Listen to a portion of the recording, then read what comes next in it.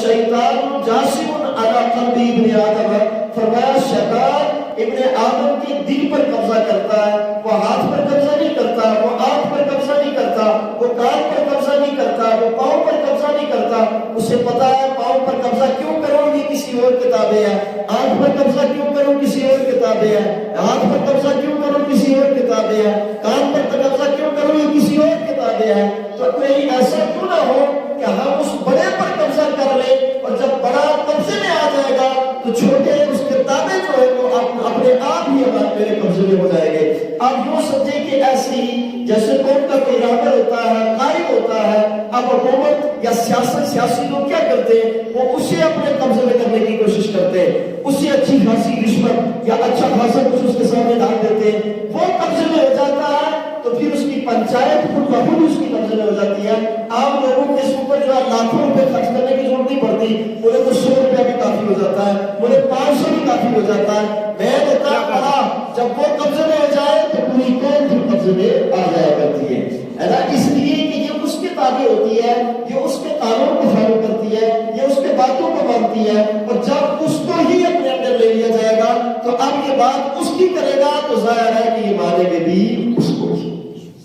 ہے نا۔ ایسی اگر آپ نے جسم کے اندر آپ دیکھنا چاہیں تو جسم کے اندر یہ دل ہے، یہ دل ہے کہ پاؤں اس کا کہنا مانتا ہے ساری چیزیں۔ تو حضور صلی اللہ علیہ وسلم فرماتے ہیں شیطان آنکھ پاؤں پر قبضہ نہیں کرتا، شیطان جو قبضہ جماتا ہے تو وہ تمہارے دلوں پر قبضہ جما لیتا ہے۔ فرمایا جب بندے کے دل پر شیطان قبضہ کر لیتا ہے تو پھر دل جو کہتا ہے وہ ویسا ہی کام کرتا ہے۔ فرمایا کہ ہاں محفل کے اندر بندہ بیٹھ جائے آ کر، اگر شیطان یہاں پر بھی دل پر قبضہ جما لے تو فرمایا بیٹھنے کے باوجود کان کو اس طرف سے بھٹکا دے گا، وہ بیٹھنے کے باوجود آنکھ کو اس طرف سے گھما دے گا، وہ بیٹھنے کے باوجود قوت حافظہ کو اس طرف سے گھما دے گا، قوت متصرفہ کو گھما دے گا۔ یعنی یہ عقل کے 5 درجے جو اس کے باطنی ہیں ان تمام درجوں کو وہ اس طرف سے گھما دے گا۔ یعنی عالم یہ ہوگا کہ اس کا جسم اس محفل میں ہوگا اور اس کی روح کہیں اور ہوگی۔ عالم یہ ہوگا کہ وہاں پر بیٹھا تو رہے گا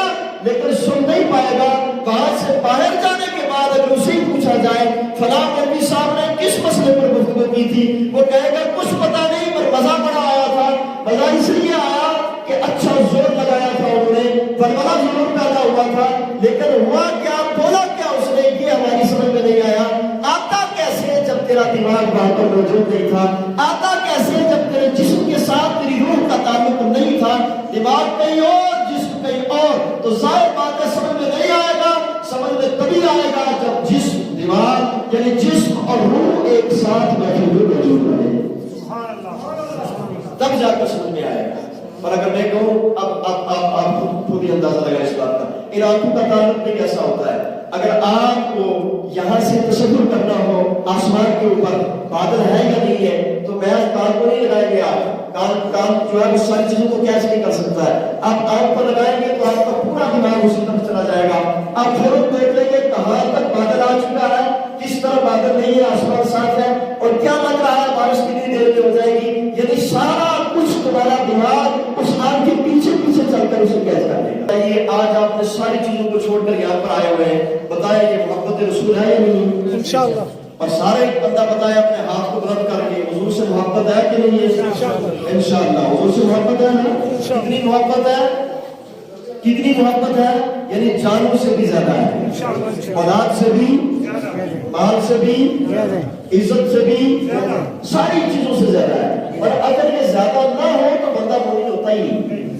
حضور سے محبت ابھی اپنی جان سے زیادہ نہ ہو، اولاد سے زیادہ نہ ہو، والدین سے زیادہ نہ ہو، عزیز و اقارب سے زیادہ نہ ہو، ساری دنیا سے بڑھ کر اگر نہ ہو تب تک بندہ مومن نہیں ہو سکتا۔ شیخ سعدی رحمۃ اللہ علیہ فرماتے ہیں ایک بندہ اپنے مال سے اتنی محبت کرتا ہے کہ وہ رات و دن کا چین سکھ اور نیند کو برداشت کر لیتا ہے، اور فرمایا مال کو کمانے میں لگ جاتا ہے۔ اگر اسے کہا جائے کہ وہ تیل لگائے گا 500 روپیہ دیا جائے گا، صبح 8 سے لے کر رات کو 6 بجے تک کام کرتا ہے، اس کے باوجود بھی یہ نہیں کہے گا میں اوور ٹائم نہیں لگاؤں گا۔ اس کے باوجود اگر اسے 500 روپے ملے تو وہ اور رات کا وقت بھی دینے کے لیے تیار ہوتا ہے کہ ہاں میں رات کا وقت نہیں دوں گا پر مجھے 500 روپیہ ملنا چاہیے۔ فرمایا ملازم ہے تو یہ سوچتا ہے کہ مجھے اور زیادہ مال آ جائے۔ اب تو اس کی بھوک اتنی بڑھ چکی ہے کہ وہ ملازم ہے، کسی منصب یا کرسی پر بیٹھا ہوا ہے، अच्छी खासी उसे तनख्वाह भी मिल रही है 60-70-80 हज़ार रुपए, उसके बावजूद भी वो गरीब से एक फार्म का भी 100 रुपया तक लेता है, यानी 50 रुपये अपनी कीमत लगाई हुई होती है।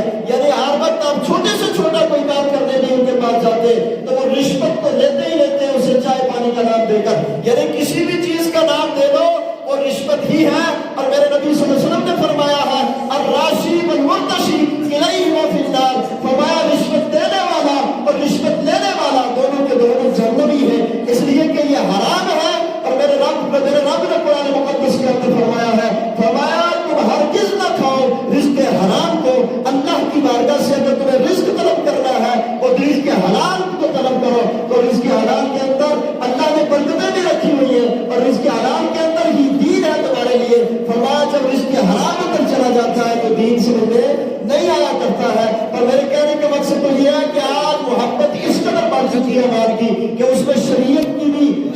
आलिकानी कोई लिहाज नहीं रखा जाता। अगर पाँव कट जाएगा तो जिंदा रह सकता हो, अगर नाक कट जाएगी तो जिंदा रह सकता हो, अगर कान कट जाएगा तो जिंदा रह सकता हो, अगर आंख निकल जाए तो जिंदा रह सकता हो। और ये जानता है कि अगर मेरी गर्दन कट जाएगी तो मैं जिंदा नहीं रह पाऊंगा, इसलिए अगर कोई शख्स तलवार उठाकर इसकी गर्दन की तरफ ले जाना चाहता है तो ये बंदा अपने हाथ को पेश कर देता है और गर्दन को बचाने के लिए, यानी इसे पता है कि हाथ कट जाएगा, तलवार आ रही है, इसके बावजूद ये अपने हाथ से उसे पकड़ने की कोशिश करता है, यानी अपनी जान को बचाने के लिए अपने जिस्म को कुर्बान कर देता है। फिर फरमाया हाँ ये जिस्म से ज्यादा एक और चीज से भी मोहब्बत करता है, वो है इसकी अपनी इज्जत, वो है इसकी अपनी रिश्वत। फरमाया अपनी इज्जत के साथ ये मोहब्बत जान से भी बढ़कर करता है। फरमाया जब आ लगती है इज्जत पर तो ये मान को भी कुर्बान कर देता है, जिस्म को भी कुर्बान कर देता है। अगर इसकी इज्जत पर आ पड़े तो ये बंदा